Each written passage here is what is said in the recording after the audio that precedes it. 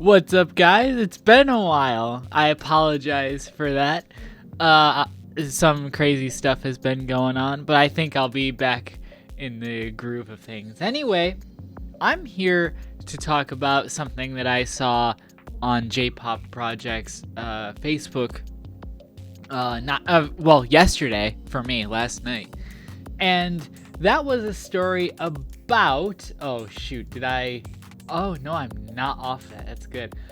Former AKB48 Kenkyusei Kaneko Satomi has announced that she will commence her JAV career using the name Kiho Kanematsu. The 34-year-old was with AKB48 for 6 months during 2007 and was a gravure model until mid-2023. The response to this story, of course, is kind of mixed. Some people are like, oh yeah, let's go. And others are like, why does this always happen? And for those, for obviously the, oh yeah, let's go, like, okay, let's go, like those guys, they're not really asking any questions. But the people who are kind of like lamenting this, or like, why does this always happen, blah, blah. Well, okay, first of all, it doesn't always happen. Also, AKB48 Kenkyusei, everybody kind of knows here at that point, that's a trainee, kind of like back when they had like this huge, 2007, I guess, is different, but like, AKB48 at one point had like this whole system of like understudies and trainees and, whatever. And basically the trainees were like kind of upcoming members. It was a machine that didn't always work. Funny enough, I remember Stardust did something similar with 3B Junior, and that didn't really, I don't think it really played out the way it was supposed to, but that's a whole other story.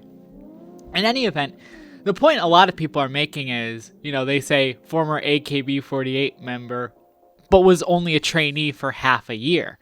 And yeah, that's right.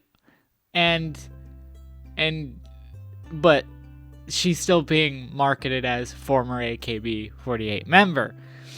And the reason for that, I think, is pretty funny. Now, again, if you read or if you've read Kaho Shibuya's book, then you'll probably already know the answer to this. But these companies, these agencies, generally try to find some kind of angle to sort of push for the interest of the actress. Because see, a lot of people who support JAV, and by that I mean like buy the stuff, not just like go on video or like streaming sites that kind of illegally restream these things or whatever.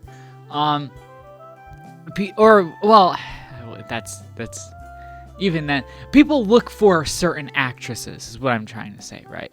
That's what they kind of follow it for. And so why is that going on?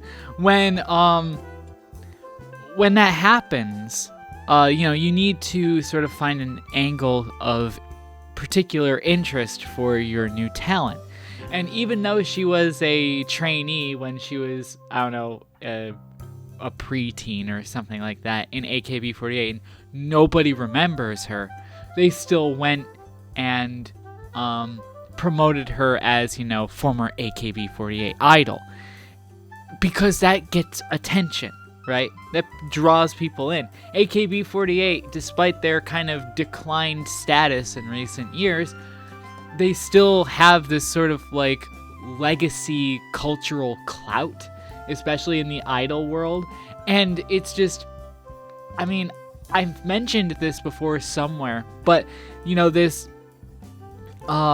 idea of like idols, the whole like pure idol heart thing or whatever, and then like completely demolishing that by making that idol a former idol who now does something as lewd as JAV, like that gets attention. That's like a really strong selling point for these companies, no matter how far they have to stretch it, they're kind of willing to do it, because at the end of the day, it'll get stories like this, and people will react to it, and it will, drive sales, which then helps to drive the career of the actress, and so on and so forth.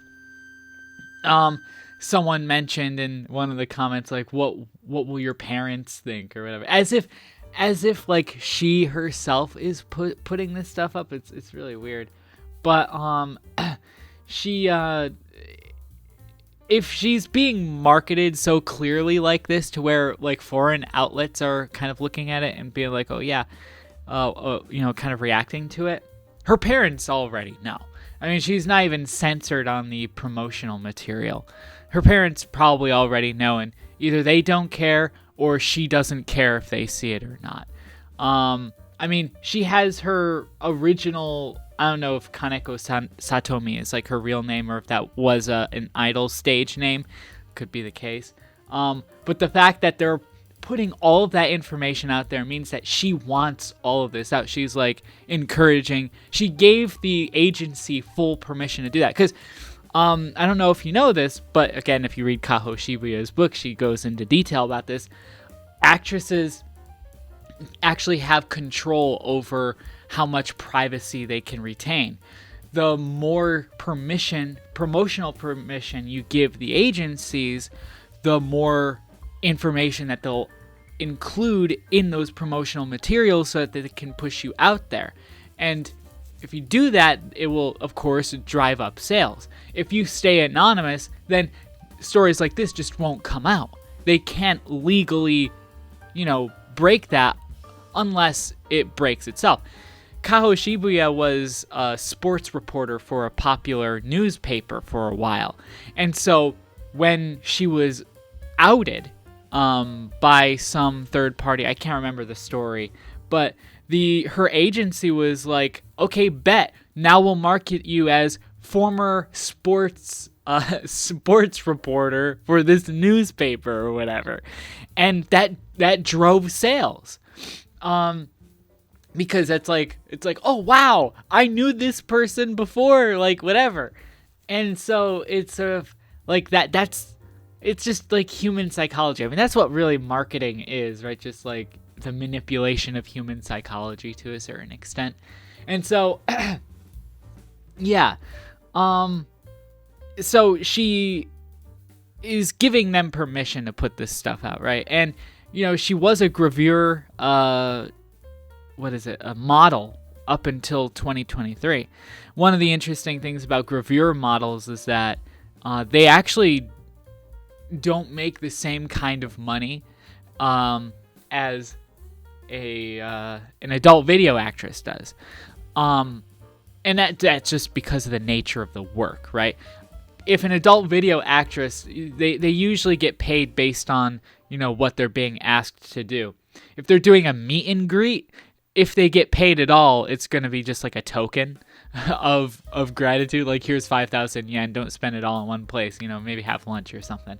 And if it's like a VR video, maybe it's like 10,000 yen or something like that. That's like $100. Well, actually, it's closer to 70, but something like that. Like, because they're not. It's the VR stuff is all like simulated and pretend and stuff. It's really interesting.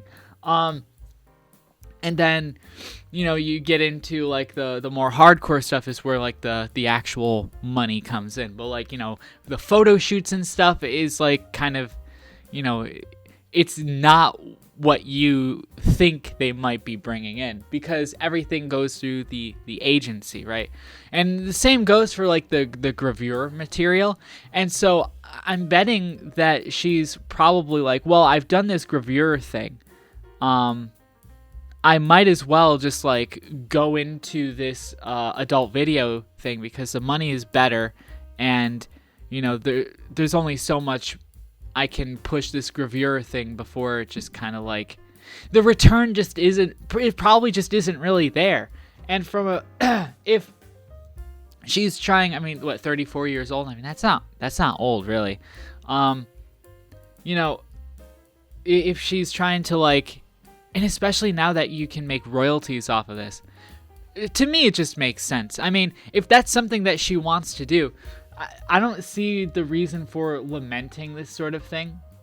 But again, my mindset about this stuff has kind of recently changed, mostly because of Kaho Shibuya's book, which is fantastic. I know I keep talking about it incessantly, but it's really, really good because it really, like, it really kind of makes you look at it, at this whole industry, this little sub-industry in the entertainment sphere, as just like another arm of the entertainment industry. And while it does have its seedier aspects to it, generally, like, it is pretty well regulated. And in some cases, there are a lot of adult video actresses who think it's now over-regulated. And there was recently a story about a week ago or two, something like that, where a bunch of actresses were going and protesting that the new laws were too vague and could be too strictly applied, that could actually ruin the industry and their careers and stuff.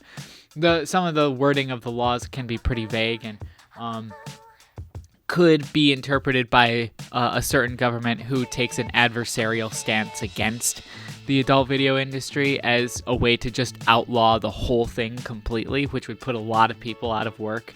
And not just actresses and producers, but just like crew people. So I don't know. Anyway, I don't know what I'm getting on about. I just kind of got sidetracked. But the point I'm trying to make here is that, former AKB, it's marketing on the part of the agency to really drive those initial sales. The debut isn't always like the most important. Well, it's important, but like at the same time, it's like they're trying to drive that interest coming in, and it's gonna work. It always works. And that's why you see a lot of these stories come out all the time. Former AKB idol, AV debut, how many times a year does that happen? Even if their involvement with the group was as scant as this one. They do it because at the end of the day, it brings in interest, and it's just really easy to, drive that traffic and to get those sales and streams and subscriptions and stuff. So, yeah. But in any case, why does that happen? Well, now you know, I think. Granted, there are a lot of assumptions about that part of the entertainment industry, but at the end of the day, it's very shrewd, and it's very professional the way it's done. I don't think a lot of people give it enough credit for that. But yeah, that's all I've got to say about this topic. I'll be back with something different in relatively short order, I hope. And I'll see you next time. Peace.